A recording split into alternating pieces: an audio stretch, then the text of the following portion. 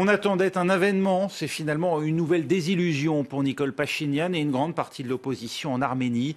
Après avoir obtenu le départ de l'homme qui gouvernait, d'abord à la présidence, puis furtivement au gouvernement Serge Sarkissian la semaine dernière, il pensait bien pouvoir accéder au poste de Premier ministre. Oui, mais voilà, le Parti républicain au pouvoir en a décidé autrement. Au terme de 8 heures d'une session extraordinaire au Parlement, l'ensemble de ses députés a voté contre la candidature de Nikol Pachinian, pourtant seul candidat au poste de Premier ministre. On va essayer de comprendre la situation avec à mes côtés Philippe Calfaillant. Bonjour, vous êtes juriste, chercheur au Centre de recherche sur les droits de l'homme à l'Université Paris 2 et ancien secrétaire général de la Fédération internationale des droits de l'homme. Et puis avec nous en direct d'Erevan, Margarit Yesayan. Bonjour, vous êtes député du Parti républicain, le parti au pouvoir. Merci d'être avec nous.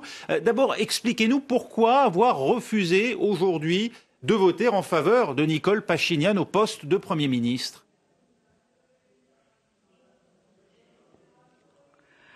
Bonsoir, merci pour votre question.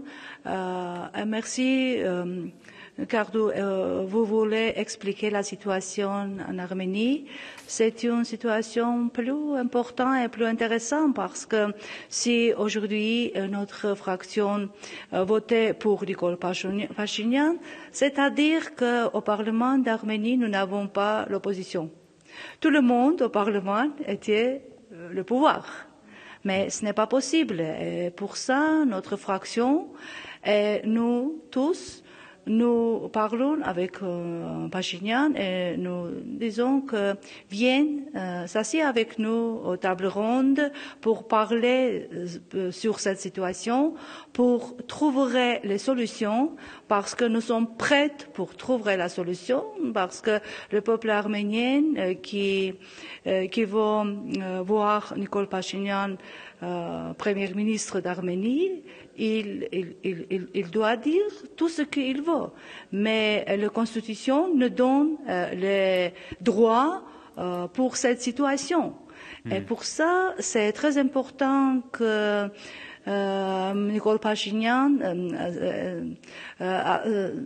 parlait avec nous, avec les fractions républicaines, avec des autres fractions, et nous sommes prêts à trouver ensemble une explication de cette situation parce que ce n'est pas normal, je pense. Et si 68 personnes, les députés républicains, donnaient son parole, son vote à Nikol Pachinian, à notre Parlement commencera une situation non constitutionnelle, parce que tous les quatre fractions étant les pouvoirs. On comprend. Et pour ça, il faut trouver une autre solution. Oui, vous comprenez. Excusez pour mon français, mais non, c'est très clair. Je vais demander à Philippe Calfaillant, qui est avec moi en plateau, de réagir. Effectivement, que répondre à cela? Que répondre à cela?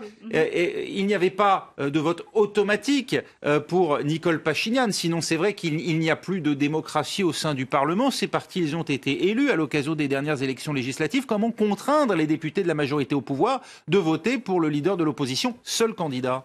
Alors, effectivement, aujourd'hui, c'est le résultat d'un blocage, c'est-à-dire du système. Le système constitutionnel, certes, doit être respecté, mais toute la stratégie de Pachinian, c'était d'expliquer que pendant 10 ans, le parti qui est au pouvoir a mis en place toutes les structures administratives qui permettent en fait de verrouiller l'ensemble de la société. Et en 2017, c'est vrai que les élections ont eu lieu. C'est vrai que même s'il y a eu un certain nombre de... 47 députés de l'opposition, le pluralisme est respecté, 47 sur 105. Oui, mais attendez, il faut comprendre que c'est un système où il y a un parti unique qui domine la vie économique et politique. En 2017, il y a eu des élections, c'est vrai, mais l'OSCE a bien noté qu'il y a eu un achat massif de votes. même si ça n'aurait pas changé effectivement l'issue du scrutin. Aujourd'hui, c'est vrai que la population est un petit peu victime finalement des votes qu'elle a accepté de vendre il y a un an. Vous dites que ça n'aurait pas changé l'issue du scrutin. Cela veut donc bien dire que quoi qu'il arrive, le Parti républicain aurait une majorité de députés aujourd'hui qui lui permettent de faire obstacle à la candidature de Nicole Pachinian. Alors oui et non. Pourquoi ? Parce qu'il y a un an, la population était totalement indifférente à la vie politique. La majorité de la population, plus de 50%, pense uniquement émigration. D'accord ? Donc à partir de ce moment-là, c'est individualisme. Donc ça veut dire je prends l'argent qu'on me donne. De toute façon, je ne crois pas aux forces politiques. Il se trouve que depuis un an, Nicole Pachinian a réussi à donner de l'espoir. Et à donner de l'espoir à une jeunesse qui aujourd'hui vibre pour un futur meilleur. Pourquoi ça fait plus de 10 ans qu'il est dans le paysage pourtant? Il s'est déjà opposé dès 2008 à l'élection, la première élection de Serge Sarkissian. Non, mais Nicole Pachinian, en 2008, d'abord il avait 30 ans et ce n'était qu'un animateur des manifestations. C'était surtout le mouvement de Levon Der-Petrosian qui était donc le candidat malheureux en 2008. Donc, mais il s'est passé plein de choses depuis. D'abord, en 2008, il y a eu 10 personnes qui ont été donc tuées par des hommes cagoulés qui n'ont toujours pas été amenés devant la justice. En 2016, le parti au pouvoir, donc qui prétend que M. Pachinian ne serait pas capable de gérer une nouvelle guerre avec l'Azerbaïdjan. Parce que c'est un des aspects du conflit, c'est l'Haut-Karabakh. Voilà. Alors c'est un prétexte dans le débat parlementaire d'aujourd'hui. C'est un prétexte. L'Azerbaïdjan et l'Arménie. Ce qu'on a vu en 2016, c'est que en avril 2016, c'est que l'armée arménienne n'était pas du tout équipée.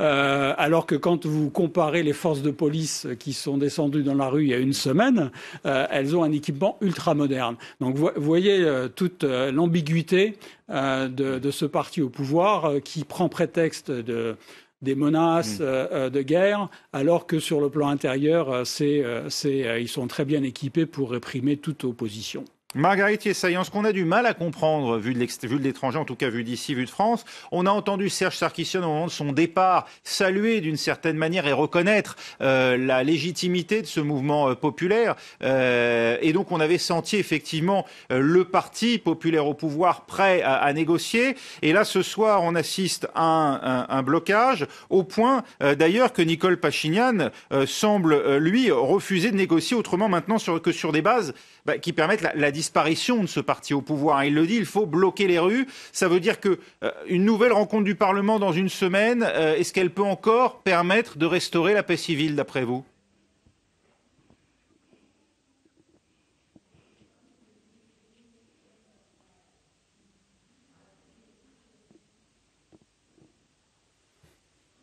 Marguerite Yessayan, vous nous entendez ? Je vous entends, mais je n'attendais pas votre question, excusez-moi. Oui, je vous demande, je vais la raccourcir alors. Vous parlez, je n'attendais pas votre question. Je vais raccourcir ma question. Je vous en prie, répétez encore une fois un peu. Le Parlement doit se réunir dans une semaine, c'est pour éventuellement un nouveau vote. Aujourd'hui, pensez-vous que les manifestants sont prêts à attendre un nouveau vote dans une semaine ? Oui. Après une semaine, après 7 jours, le Parlement organisait une autre réunion et je pense que encore Nicole Pachinian donnait sa candidate pour le Premier ministre d'Arménie. Et le peuple qui est près de Nicole Pachinian, il pense aussi qu'il continuerait son action et fermerait les rues, les places pour trouver une solution pour lui comme il voulait. Mais je pense que ça sera bien que Nicole Pachinian pensait qu'il faut s'asseoir près avec les autres députés, les autres fractions, et trouverait Ils ont déjà beaucoup négocié ces derniers jours. Trouverait une autre situation. Ils ont beaucoup négocié. Il ne vous a pas convaincu. Parce que Comment? Excusez-moi. Il a beaucoup négocié avec le Parti républicain. Ça n'a pas. J'ai écouté votre. Oui, tout le monde, 68 personnes, 66 dit non, pour 56. voter Nicole Pachinian. 66. Et une était absent et une dit oui.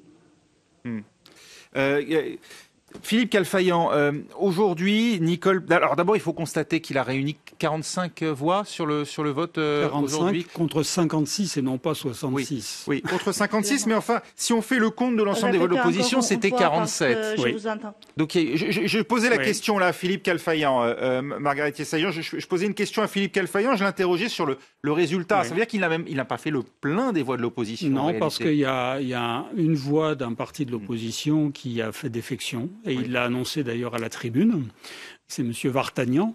Et je pense que la deuxième était tout simplement absente. Il a raison là de jouer cette position jusqu'au boutiste, d'appeler au blocage des routes, des trains, des aéroports, de dire les seules négociations possibles maintenant avec le Parti républicain, ce serait l'annonce des funérailles du Parti républicain. Il veut la mort de ce parti, il veut l'amener, dit-il, aux franges de la société, aux marges. Je pense que sans vouloir être le champion de Nicole Pachinian, il a une stratégie qui est en prise avec la réalité politique arménienne. Il sait que ce parti a les moyens de bloquer le système. Ce qu'il fait aujourd'hui, et aujourd'hui, cette population-là qui vibre, c'est justement pour mettre fin à ce système. On ne peut pas imaginer de l'extérieur, moi j'ai vécu 20 ans en Arménie, on ne peut pas imaginer de l'extérieur combien il est verrouillé. C'est-à-dire que c'est une intrusion dans votre vie privée de tous les jours. Pour voter, il y a des équipes qui viennent chez vous pour vous inciter à prendre l'argent et voter pour son parti. Et sur le plan économique, n'en parlons pas. Et aujourd'hui, c'est toute une population, mais aussi toute la diaspora, qui, d'un seul coup, vient de prendre un coup de bâton sur la tête parce qu'il y avait l'espoir qu'enfin ce carcan saute. Et je pense que malheureusement, dans une semaine, il ne se passera rien de nouveau.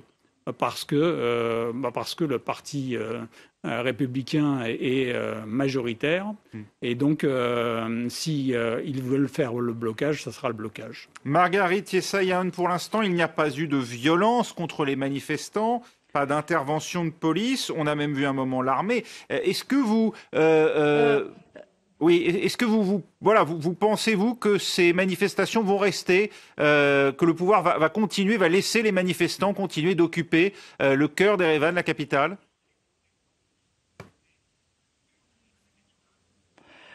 J'espère que non, parce que je pense que... Allez-y, on vous écoute. Parce que je pense que depuis une semaine, nous pouvons trouver une autre situation et ça sera très bien, très bon et pour les populations, les manifestations, pour les hommes et pour le Parlement aussi, parce que pour nous c'est très important être un chemin calme, un chemin bon pour tout le monde, pour tous les peuples arméniens.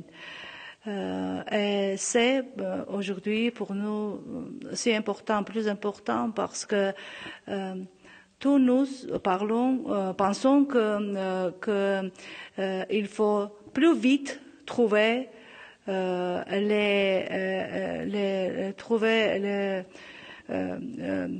les chemins pour expliquer cette situation, ce problème, et pour trouver une bonne chance pour l'opposition, pour le pouvoir et pour le peuple arménien. C'est très important pour nous.